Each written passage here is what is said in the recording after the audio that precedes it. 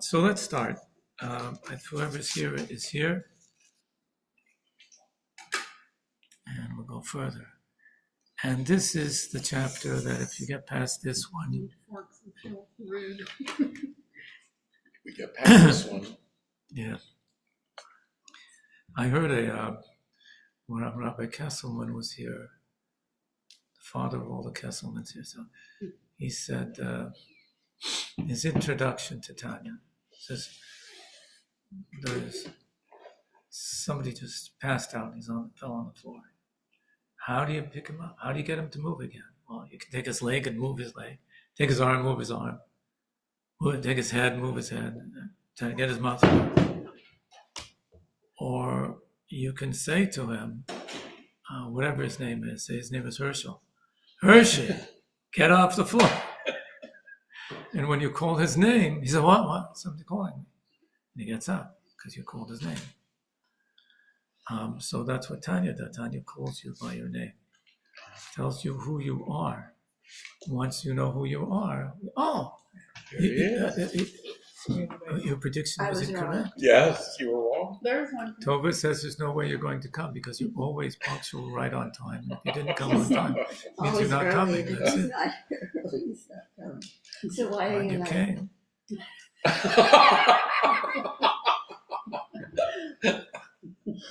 I must sorry. Anyways, don't worry. Since the year 2020, the world became completely unpredictable. So nothing's predictable anymore. No predictions. That is true. Yeah. So basically, the strategy of Tanya is we tell you who you are, and once you know who you are, if that's who I am, what am I acting like? Whatever I'm acting as. Why am I doing that? So you have to know who you are. So you are basically a neshama. And okay, there happens to be an animal there as well. If it weren't for the animal, you would be a divine being. No problem, no sweat. But that's basically who you are. So just get the animal out of the way. This is a beautiful, what's his name? Israel Shemta. Is that a rabbi in Colorado, I think? Anyways, he was invited to speak somewhere, and he's answering questions. Somebody says to him, what's the whole big deal of Tanya? What's the point? He says, the point of Tanya is that you should know that if you mess up and sin, it's no big deal. So what? What? What are you talking about? He says, yeah. Tells you got an animal inside you. What do you think animals do? That's what animals do. The animal does what animals do. Okay. So you've got a split personality basically, and the inside you're a divine being. On the outside you're a beast, and as everybody knows, there's no more destructive beast on planet Earth than a human beast. There's no competition there, right? So we got both together. So that's the thing. So the choice is, which one do you want to be? That's what we've come up to now. That's what chapter 9 was all about. And chapter 10 was all about the person who decided he's going to be a tzaddik. He's going to be completely his neshama. And the bad within him is either becomes just pushed to the side completely or transformed. So he's got now 2 Yetzer Tovs. That was chapter 2. Now, what about the other side? What about somebody who decides that I'm my animal. I'm not my divine soul. That's what we discuss now. And what happens then?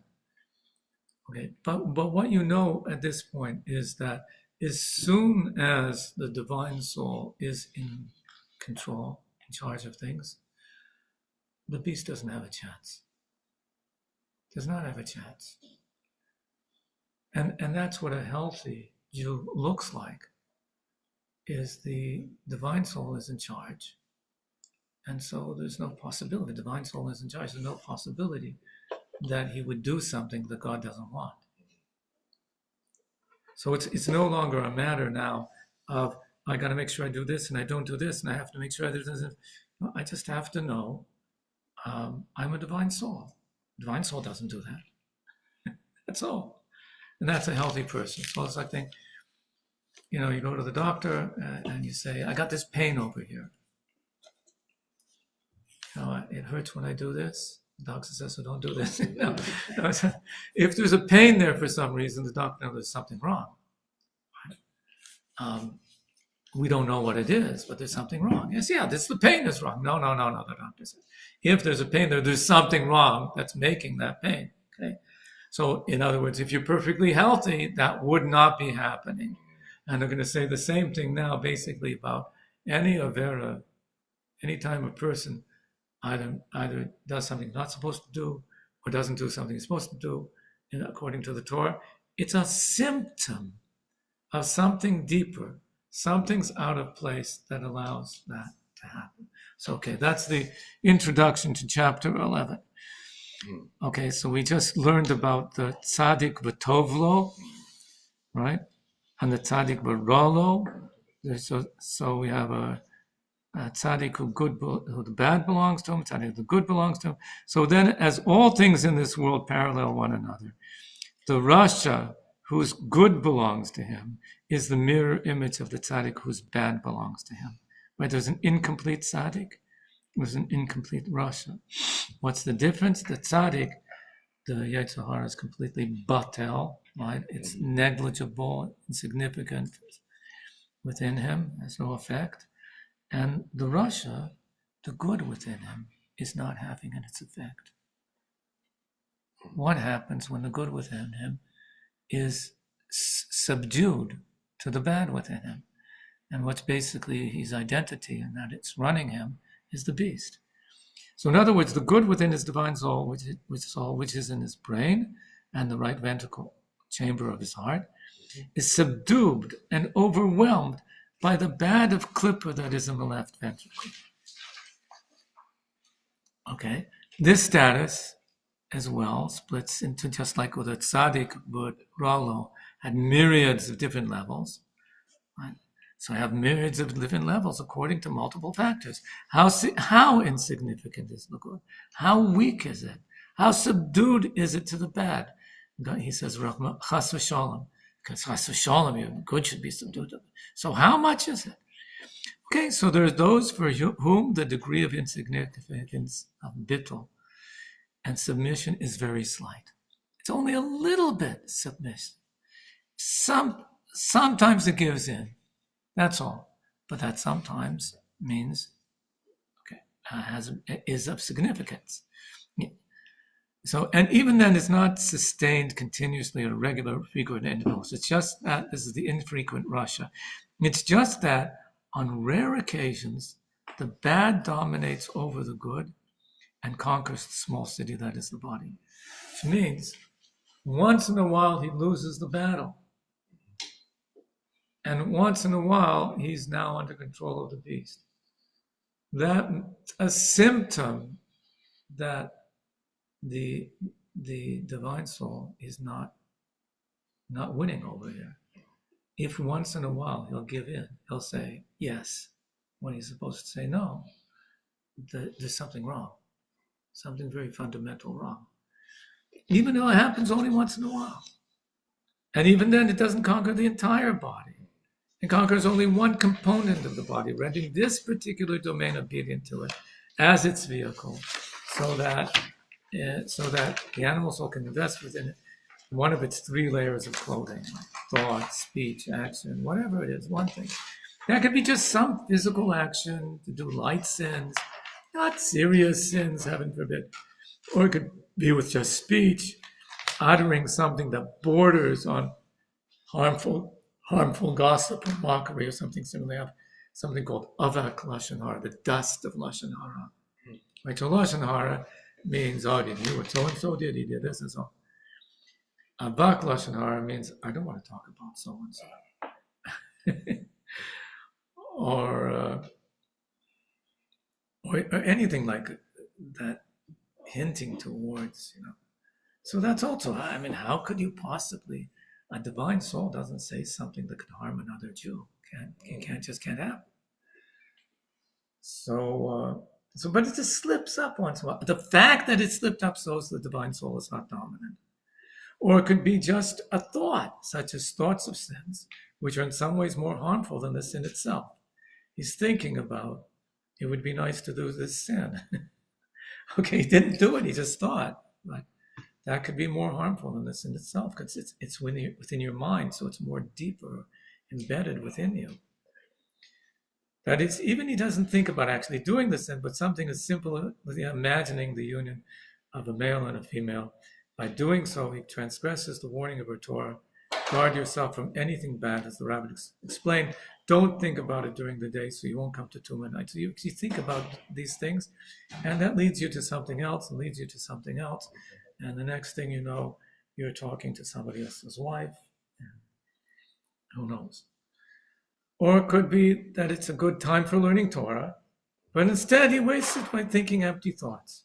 So that shows a weakness of the divine soul. If the divine soul was awake, I got a chance to learn Torah. Of course, that's what I would be doing.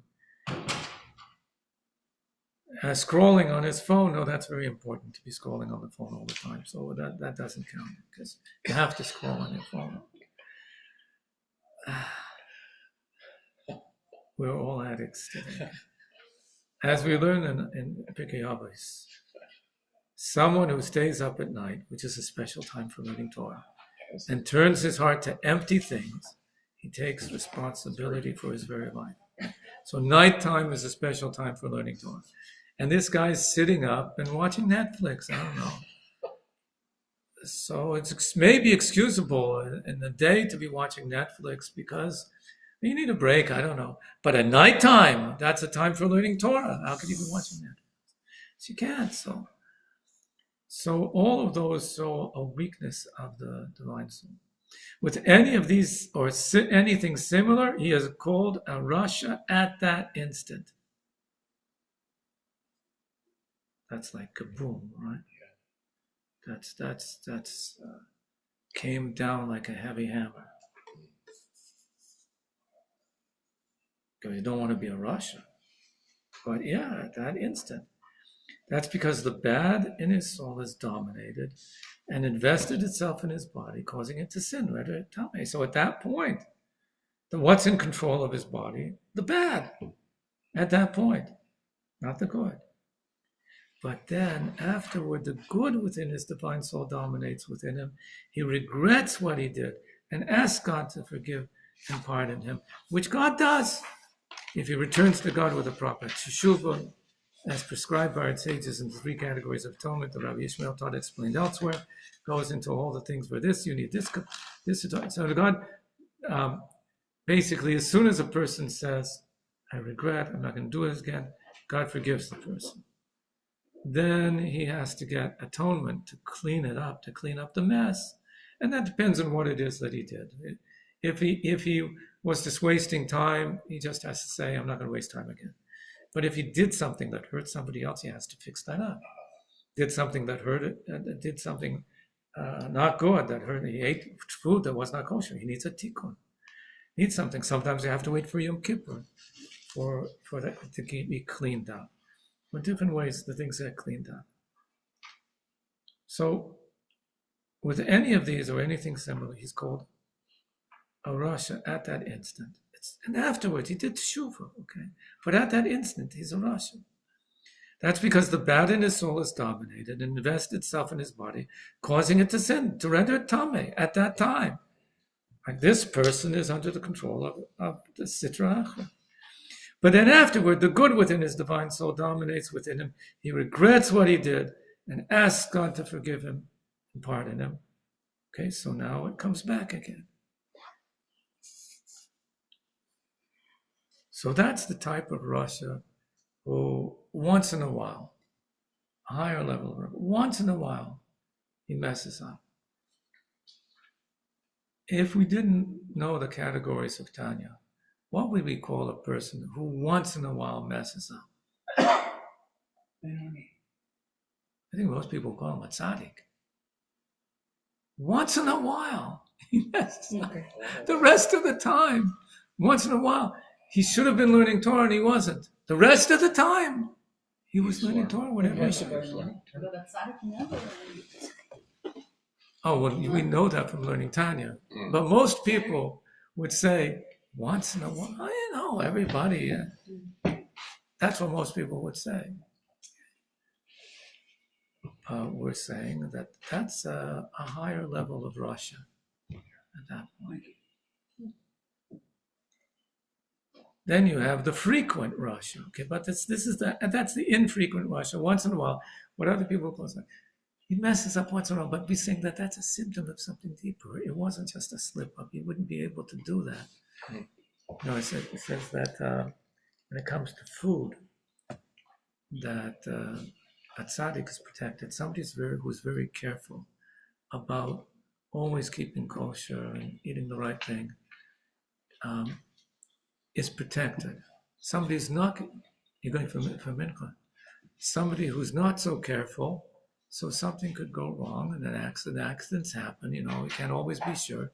He might be fed something, and it comes rushing to him afterwards, we messed up, that was actually crap, Okay, but when you're careful about something, you're protected. So if you're careful about whatever it is, you're careful not to speak, they never speak Lashon Hara, and there's an incident where somebody's speaking it, you don't hear it. Right? About people who I've seen it myself. They're sitting there and somebody's praising this guy and saying how great he is and so on. And you look at him and you ask him, so what do you think? What do you say? So what was he saying? He just turns it off. And the same thing, there are people, if somebody's speaking Lashon Hara, they just don't hear it. Why? Because they're careful all the time that they don't speak it. So somebody else is speaking it. They just don't hear it. You only hear and only see that which you want to. He doesn't want to hear it, so he doesn't hear it at all. So those things, a person is careful for. Okay, but here there's something that this person's not careful of. And there's some things that are very hard not to be careful.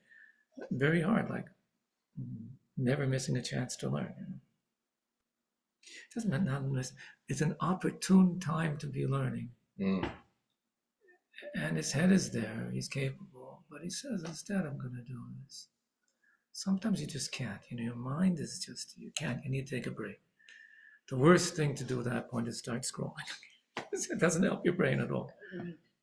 Yeah, I go out and I pull weeds. That always helps. It clears the mind. Nothing better for clearing the mind than pulling weeds out of the garden. So I end up pulling out the flowers too. But when you pull the weeds out, then you go back and ready to work. Yeah, you do that same thing happens. Oops. Okay. Thank God for those weeds. You want some more? The sunlight, I'm the looking sunlight instead of the blue light. Yeah. Exactly. Yeah. It probably gets too hot over here and you can't go out anymore. Yeah. Okay, now we get to the frequent Russia. Then there are those in whom the bad dominates further. All three layers of its interface invest themselves with its thought, speech, and action, all of them. It makes him commit more serious sins, and he does so more often. In the interim, however, he feels regret. So he's still feeling regret. He knows he shouldn't, and keeps on doing things, and he falls back on them. And he says, I shouldn't have done that. Okay, at least for some of the things he feels regret. So thoughts of teshuvah come to him from the good. Where they come from? The good in his soul. The man is to dominate somewhat at these times, a little bit. So the divine soul is like under the carpet and thrown under the carpet. And every once in a while, it whimpers a little bit. And he feels, I really shouldn't have done those things.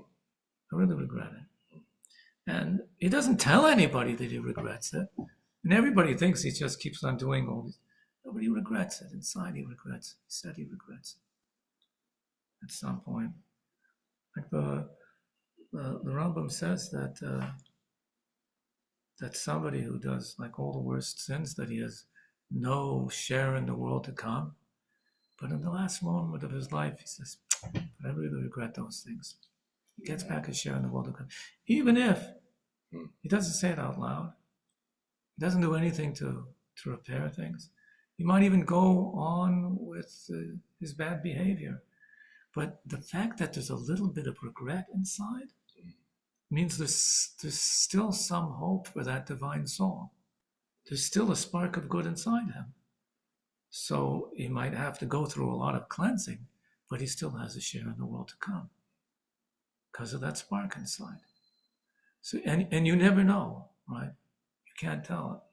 He's not going to tell you that he had regret. So you can't tell. So it feels regret. So thoughts of tshuva are coming from that divine soul. Just that this good doesn't manage to dominate sufficiently enough to win over the bad, to disconnect entirely from his sins, to face up to them and abandon them. So he never completely gets out of it, keeps on falling back. He says, I shouldn't have done that, and then he goes and does it again. So you have the guy beforehand, the infrequent Rasha, when he decides, I shouldn't have done that, I'm not going to do it again. He doesn't do that thing again. This guy regrets it and then goes back and does it again. Now, that brings up a question. If a person does something wrong and then says, I regret having done that, I'm not going to do that again, has he done a proper teshuvah? He did this thing, he says, I'm not going to do that again. Is that a proper teshuvah? At that moment, yes. What? At that moment, yes. So Is it fully committed? This is the, just that I have that spark that, hey, I'm not going to do it again. Yeah. But if it goes deeper, then maybe, I don't know. I need guidance with. Say you're walking down the street with your friend and he gets angry with you and he slaps you in the face in public. And you're upset with him. You don't talk to him. And one day he comes out, I'm really sorry. I'm not going to do that again. I'll never slap you in the face in public again. Did he do tshuva? I'll never slap you in the face in public again. But he will in private. In private. Public action, private. And it's more than that. Tshuva means, how could I have had such an attitude towards you?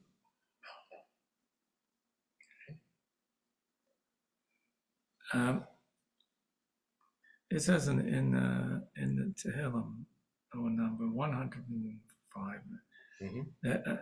it's around there somewhere. Some people have gone off on crooked ways, and they fast because of their sins. It's mocking them. Your whole way, your whole attitude is messed up, and you're saying, I'm fasting because of the sin. It's not the sin. The sin is a symptom. You have to treat the cause.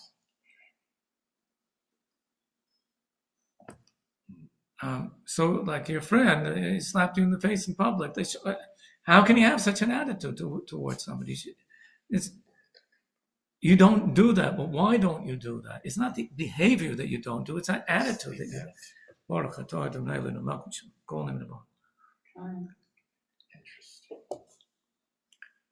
So the same thing, if a person says, I sinned, what did I do? I saw something, I thought it was really delicious. I knew it wasn't kosher, but I decided I'm going to eat it. I'll never do that again. I'll always check and make sure that it's kosher. Hold on. How are you able to do that? Is keeping kosher important to you or not? Yeah, it's very important. Why is it important? Well, my parents kept kosher, their parents kept... No. God wants you to keep kosher food, okay? That's the issue. So behavioral teshuvah is not a real teshuvah. It has to be at a cognitive level.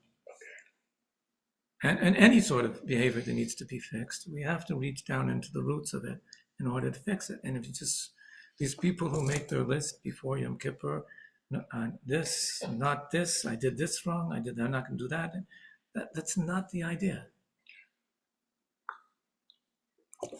I treat the causes. So that's what's going wrong with both of these, the infrequent and the frequent one. Both of them are doing teshuvah and regretting what they did. They're not regretting the cause and they're not changing that. What's the cause? The cause is that there's not enough love in their soul. Why is there not enough love in their soul? Because they didn't think about God enough. And didn't think about their soul. They didn't think, who am I? What is this world? What's going on? Their head, their brain is in the wrong place, so their heart is in the wrong place. And you just go about correcting behaviors and fix any of that. So it's about this type of person that the rabbis of blessed memory said, Rishaim are full of regrets. I regret I did this, I regret I did that. That's not how you're going to fix a guy regretting I did it. Fix it by changing your attitude. Then you won't be that way. Okay, then you have the complete Rasha. The Rasha Varole. There's only bad in him. And this gets very fascinating. So that applies to the majority of Rishaim. They still have some aspect of good in their souls, which was why they'll feel some regret once in a while, except they direct the regret only towards the behavior, instead of realizing that there's an underlying cause. Someone, however, who never experiences regret, we call it a sociopath, right? Or a psychopath. There's no regret. To whom thoughts of tshuva never come at all, is called a rasha for whom bad is his, meaning that the bad in his soul is all that remains within him. There's nothing good left within this person. It has become so dominant over the good that the good has left, look this, left from within him. Nistalek mikirbo. Nistalek mikirbo means it left from being within him. Mm-hmm. What does that apply?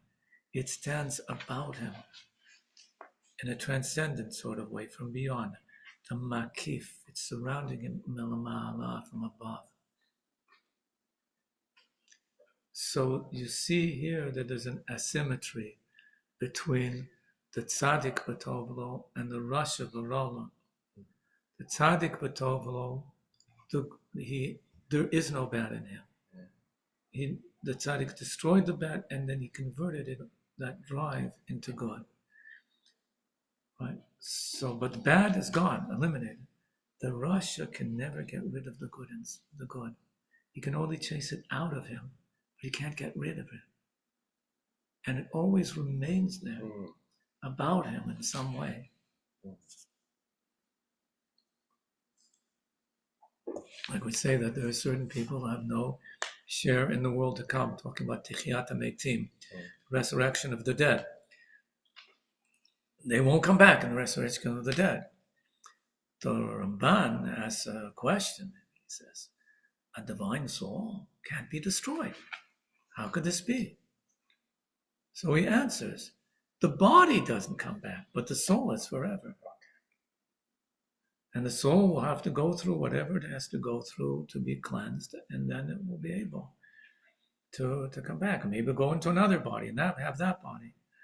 But the soul is always there somewhere beyond. But that has a significance in halacha. The rabbis said, on every group of 10, the Shekhinah rests. If you have 10 Jews, where do we learn that a minyan needs 10 Jews from? You know the source for it? Well, how do we know 10 people make a community? It's like This is by the Hint.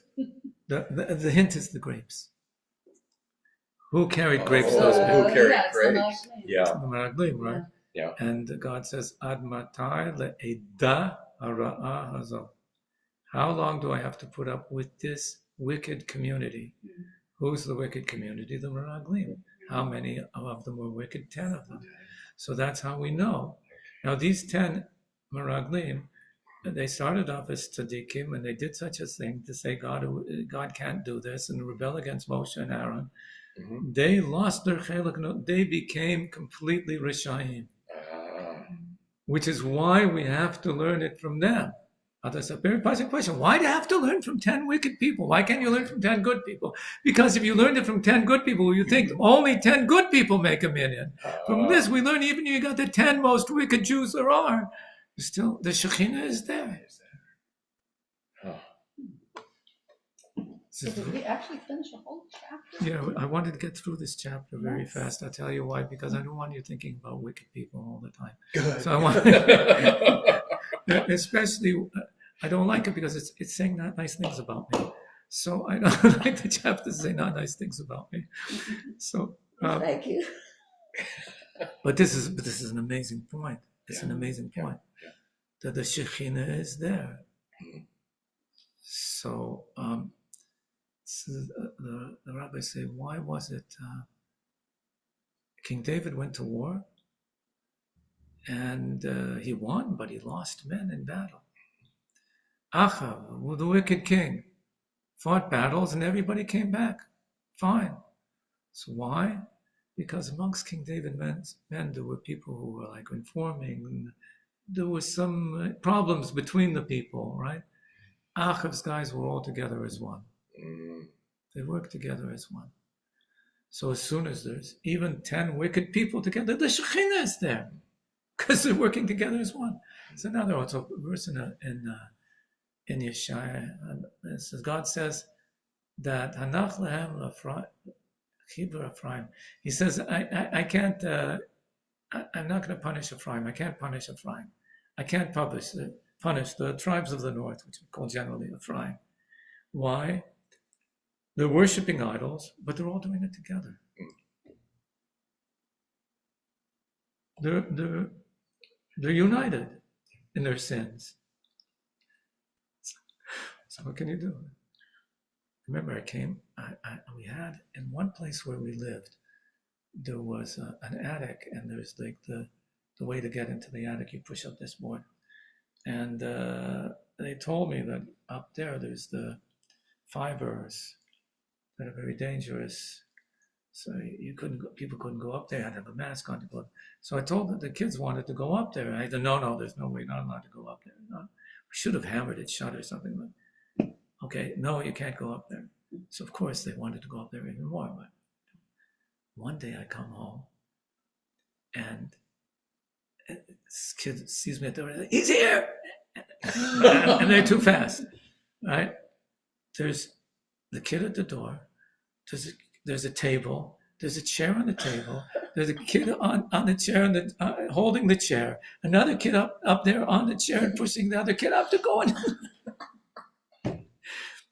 I couldn't punish them because they worked together so well. Do this. Amazing, and they're all working together. Finally, they're not fighting with it; they're doing something together. So when you have, even if you have a million, you have 9 people, we need one more. So you get the guy, he says, but I'm an atheist, I don't believe in God. So it's fine, we just need a Jew. Just need to be an atheist. But I hate religion. It doesn't matter, just sit here and answer on me. He doesn't even have to answer, just as long as you got 10. And actually it was the Rebbe's father, Rabbi Levi Yitzchak, when he was in Kostroma. In other words, he was in enforced house arrest in Siberia, that's actually Kazakhstan, and constantly being watched. So I had an informant, like watching him all the time. Somebody came to him in the night, Chassan and Kala, they wanted to be married, wanted to have a proper Jewish marriage. So he secretly went around, he wanted to have a minyan, and they ended up with 9. What are they going to do? So he went to the informer and told him, we need a 10th for the minyan for marriage. His farmer says, you're asking me? Yeah. But don't you know? Yeah, I know you're the informer, but we need a 10th. And so he came, and after that he regretted being an informer because he was being treated, like he's a Jew. Okay? Full of regrets. And there was some regret. But even that guy has no regret. On Yom Kippur, we take out 3 Sifrei Torah, and we say we're matter to make it permissible to daven with those who are excommunicated from the congregation. There are people that don't realize that they've been excommunicated because there's certain automatic triggers to be automatically excommunicated without even knowing. For example, if a Jew physically hits another Jew, not out of self-defense, say anger or something like that, there's an instant cherem. You're not allowed to count him in a minyan until he goes and asks for forgiveness. So now on Yom Kippur, we say we're allowed to daven with them. Why do we do that? Because any minyan that doesn't have sinners in it, its prayers aren't accepted so well. You need some sinners. And when the sinner repents, all the other prayers go up with them. So that's why we always try to find somebody to make sure he does a few sins beforehand so we can have a sinner with us. There's always a volunteer ready. Why do you keep looking at me? Sorry? Why do you keep looking at me? And I I feel like he's looking at you. Right.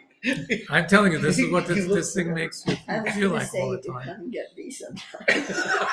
Chapter 11 makes you feel that way. Don't worry, we're going to get to chapter 12. And okay, the issue, the big issue is that in the beginning of Tanya, the very, very first thing that we learned is Al tihi rasha b'fnei atzmach. Never consider yourself to be wicked. And first of all, because the Mishnah says you're not allowed.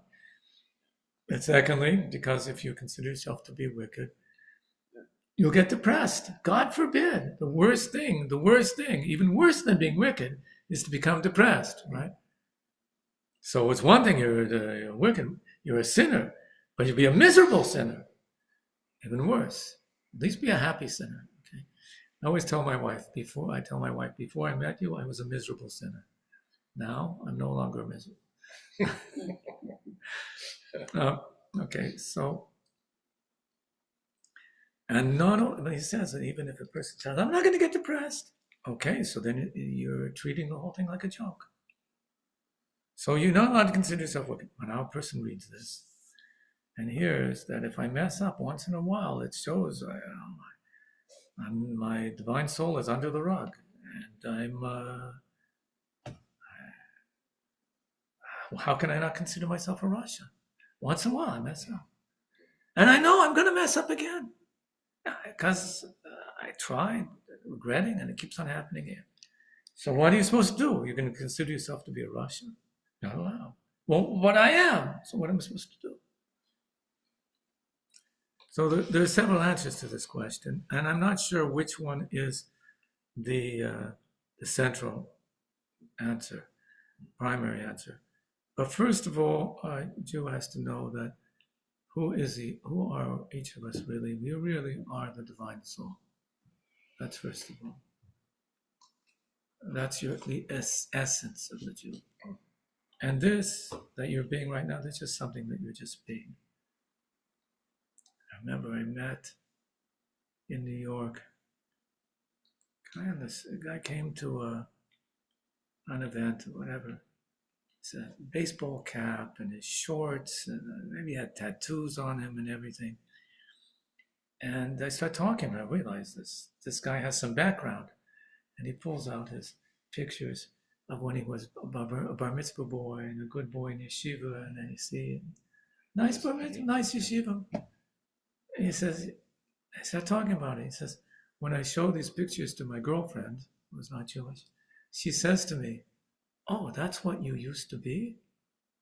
And I say to her, no, that's not who I used to be. That's who I am. Wow. This that you're seeing now, I'm pretending. This is who I really am. So what happened? I don't know. Let's keep contact. The best one was when I met the nun. Pardon? A nun. Yeah. Jewish nun? She was had this big convention, peace conference, and she was one of the main speakers. A real activist all over the world. And 2:00 in the morning in the hotel lounge, she comes over to me and says, starts talking to me. I want to go to sleep. It's late at night. You were a speaker there. I'm standing there with, was in Munich. Mm-hmm. Standing there with my wife, and she's not letting me alone. Finally, she blurts out, "Rabbi, I am a Kohen." A Kohen. What? Like, yeah, a Kohen means a priest, and not. It's not. My mother was during the war put in a monastery to save her life, and she grew, and she was very good at the piano, the organ, and so and I was born there in like the monastery type of thing, and my mother taught me that we don't believe in three, we believe in one, and she taught me some Jewish things. But she's like the activist nun, but she identified as a Jew. I'm doing it. Secretly. She asked me, so what should I do? I'm like, what am I going to tell her? This was like 25 years ago. I didn't know what to say, so I think you should light Shabbos candles. That's what I told her. She says, okay, I'll do that, but explain to me why.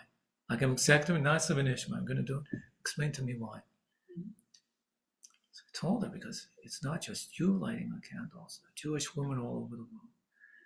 As the sun is going down different parts, the shadow is coming over the earth, the lights are coming up. And not just your mother, your grandmother, your great-grandmother, all the way back to Sarimeno. So that's a lot of light. So she says, where should I do it? I said, I don't know. Do it in the nunnery. I don't know. Just do it before sunset. She said, I will. I don't know what happened to her either. But You didn't keep up. But she identified very strongly as a Jew and didn't believe in like so much. Okay, so you just never know. But even one who's completely wicked is still counted as a Jew. So that's one thing, is that our core, you have to know always that at my core, I'm a divine soul. But not only that, that at any moment I'm capable of not being a Russian, because I really don't want to do anything that God doesn't want me to do. It's just that my soul is not shining enough. But I can get it to shine. I can do that.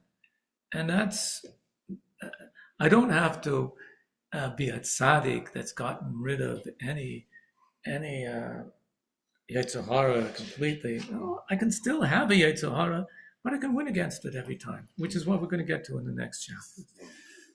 So that we sort of raise the bar, but we also lower it.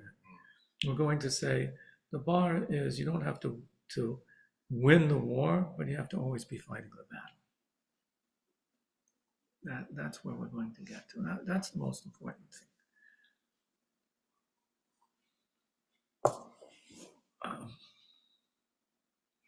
So I'm sorry to finish this chapter so fast, and that's it. But I wanted to get it over with. Sure. We can move on to pleasant. We can move on to more challenging things, but it is true that Tanya is not an easy book. It's not for somebody who wants to read this book, and in 20 days you'll be a complete tzaddik. It doesn't work that way. It's a book you struggle with and fight with. I don't want to hear that. I don't want to know that. But I have to know that, and you put your work into it, and you eventually God helps you and you get somewhere. Okay? I'm just finishing the class early. What can I do? Next week is a long class. We're doing chapter 12. I hope there'll be more people. Okay, thank you for coming. Thank you.